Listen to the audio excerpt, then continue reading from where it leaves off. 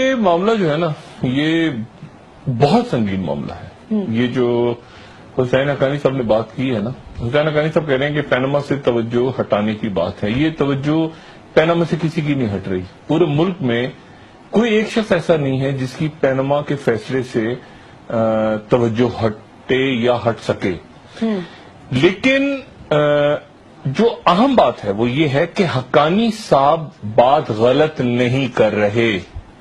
I repeat, جی، حسین حقانی صاحب جو بات کر رہے ہیں بالکل درست بات کر رہے ہیں۔ یوسف رضا گیلانی صاحب نے حسین حقانی صاحب کو اجازت دی تھی کہ آپ وزارت خارجہ سے پوچھے بغیر، متعلقہ اداروں سے پوچھے بغیر ویزے جاری کر سکتے ہیں۔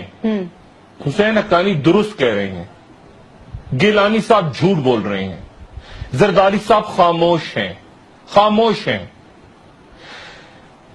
3 دن کے اندر اس خط کے جانے کے بعد 3 دن کے اندر 500 ویزے جاری ہوئے تھے 3 دن میں۔ جی، کوئی یو ایس ایڈ، کوئی ڈینکارپ، کوئی فلانا، کوئی یہ، کوئی وہ، کوئی 3 دن میں 500 ویزے جاری ہوئے تھے۔ پرمیشن یوسف رضا گیلانی صاحب نے دی تھی۔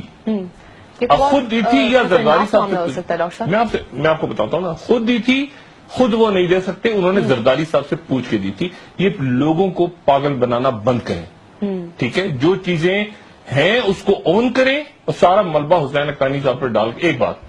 دوسری بات، وہ تمام محترم شخصیات جو 3 دن میں یا 4 دن میں یا فٹافٹ بغیر کلیئرنس کے وہاں سے ویزے لے کر، اور آتھورائز کیا تھا حسین حقانی صاحب کو گیلانی صاحب نے۔ گیلانی صاحب مکمل طور پہ اس وقت جو ہے نا پپو بچہ نہ بنے کہ مجھے کچھ پتہ ہی نہیں تھا۔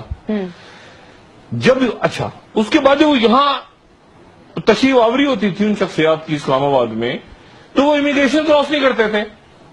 یہاں سے امیگریشن سے ان کو باہر کون لے کے، سائڈ سے کون پاس کرواتا تھا گاڑیوں میں؟ بات یہ ہے۔ اور یہاں گھر کیسے چلے گئے تھے اسلام آباد کے اندر، مکانوں کے اندر پتہ نہیں 400 500 600 مکان لے کے، اور یہاں پہ باقاعدہ جھگڑے شروع ہو گئے تھے اسلام آباد کی سڑکوں پہ کہ وہ جا رہے ہیں اور بلیک واٹر فلانا۔ یہ یہاں پر کون کر رہا تھا؟ وہ تو چلے وہاں بیٹھے تھے نا۔ یہ بیوقوف بنانا بند کریں لوگوں کو۔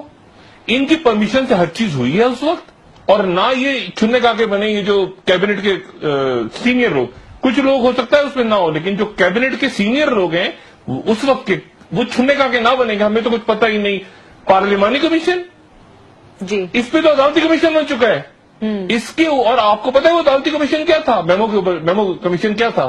جی، اس کے سربراہ اسلام آباد، وہ کمیشن، وہ 4-5 ایسی نہیں تھے کہ بیوروکریٹس بیٹھے ہوئے ہیں، اس 5 رکنی کمیشن کے سربراہ تھے اسلام آباد ہائی کورٹ کے